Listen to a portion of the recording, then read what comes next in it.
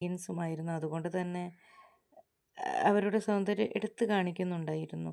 കഴുത്ത് വരെ മൂടിയ ടോപ്പാണ്.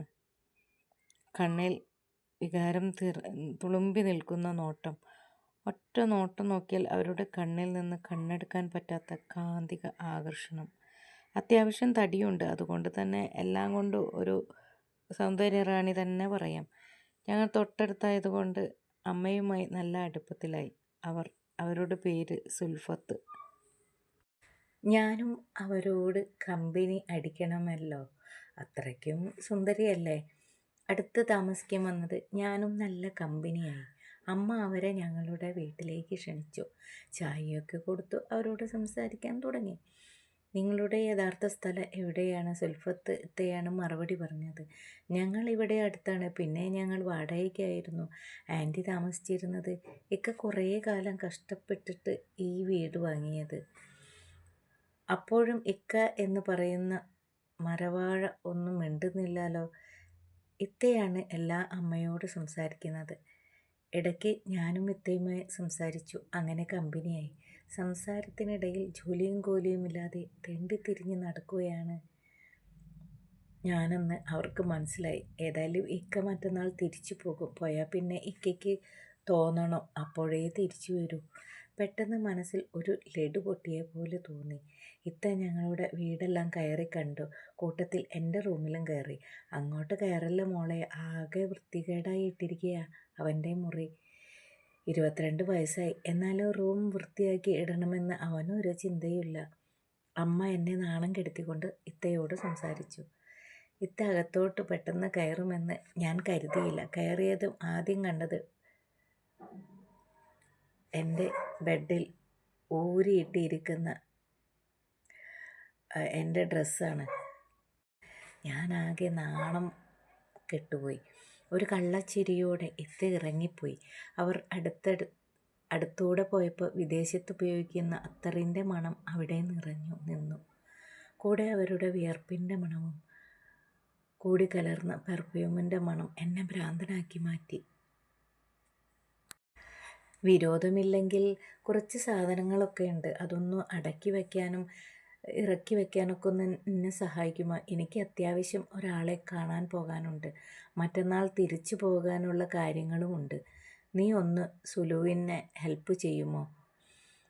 പിന്നെന്താ, എനിക്കിവിടെ വേറെ പണിയൊന്നുമില്ല. ഞാൻ വരായിക്ക. മനസ്സിൽ അവരുടെ അടുത്ത് നിന്നാൽ കിട്ടുന്ന വിയർപ്പിൻ്റെ മണമുള്ളതാണ് ഉള്ളിൽ. ഞാൻ അവരുടെ കൂടെ പോയി സാധനങ്ങളെല്ലാം ഇറക്കി. കൂടെ ഇത്തയും. ഓരോ തവണ സാധനം എടുക്കുമ്പോൾ ഇത്ത കൈ പൊക്കുമ്പോഴും വിയർത്തിരിക്കുന്ന ആ പെർഫ്യൂമിൻ്റെ മണം നല്ലപോലെ കാണാമായിരുന്നു. ഇത്ത അടുത്തുകൂടെ പോകുമ്പോൾ തന്നെ എൻ്റെ ശരീരം മാസകലം വിറയലുണ്ടായിരുന്നു. അപ്പോൾ പിന്നെ ആ മണവും കൂടെ അടിക്കുമ്പോൾ പിന്നെ പറയണോ? നേരം ഇരട്ടി. ഇത്ത നല്ലവണ്ണം വിയർത്ത്. ഇത്ത ഇടയ്ക്കിടയ്ക്ക് സാധനം അങ്ങോട്ടും ഇങ്ങോട്ടും വയ്ക്കുമ്പോൾ അവരുടെ കയ്യിലുണ്ടായിരിക്കുന്ന ആ പഞ്ഞിക്കെട്ടുകൾ എന്നെ തട്ടുകയും തലോടുകയും ചെയ്യുന്നുണ്ടായിരുന്നു. ശരിക്കും പറഞ്ഞാൽ എൻ്റെ നിയന്ത്രണം കളയുന്ന രീതിയിൽ അവർ എൻ്റെ ശരീരത്തിൽ അവിടെ ഇവിടെയായി തട്ടുന്നുണ്ടായിരുന്നു. നല്ല സ്പോഞ്ച് പോലെയുള്ള പഞ്ഞിക്കെട്ടുകൾ. നടക്കുമ്പോൾ അത് ജീവൻ വയ്ക്കുന്ന പോലെ തുള്ളിച്ചാടുമായിരുന്നു. ഇതെല്ലാമായിരുന്നു എന്നെ അവരെ കൂടുതൽ ആകർഷകനാക്കി മാറ്റിയത്. ഏകദേശം തട്ടലും മുട്ടലും ഒക്കെ ആയ സാധനങ്ങളെല്ലാം ഒതുക്കി ഇത്തയാകെ വിയർത്ത് തളർന്നു. ഞാൻ മനസ്സിലാലോചിച്ച്, ഏതായാലും ജോലിയില്ലാതെ നിൽക്കുന്ന എനിക്കൊരു ജോലിയായി. ഇനി ഇവരെ വളയ്ക്കുക. അത്രയ്ക്കും ഭംഗിയുള്ള ഒരു സൗന്ദര്യധാമം തന്നെയായിരുന്നു. ഇത്തയെപ്പറ്റി പലതും ആലോചിക്കാൻ ഞാൻ തുടങ്ങി. അയാൾ ഗൾഫിലായതുകൊണ്ട് തോന്നുമ്പോഴേ അയാൾ തിരിച്ചു വരൂ എന്ന് ഇത്തയുടെ തീരാ താല്പര്യമില്ലാത്ത സംസാരത്തിൽ നിന്ന് ഇവർ തമ്മിൽ അത്രയ്ക്കും അടുപ്പമില്ലെന്ന് എനിക്ക് മനസ്സിലായി. പിന്നെ ഇത്തയാണെങ്കിൽ നല്ല നെയ്യൂറ്റി നിൽക്കുന്നു. അതിൻ്റെ ചെറിയ നോട്ടവും ഇളക്കവും അവർക്കുണ്ട്. ശരിക്കും പറഞ്ഞാൽ അവർക്ക് എന്തിനോ വേണ്ടി മുട്ടി നിൽക്കുന്നത് പോലെയാണെന്ന് എനിക്ക് അവരെ കണ്ടാൽ തന്നെ മനസ്സിലായി. അങ്ങനെ ദിവസങ്ങളും മാസങ്ങളും കടന്നുപോയി.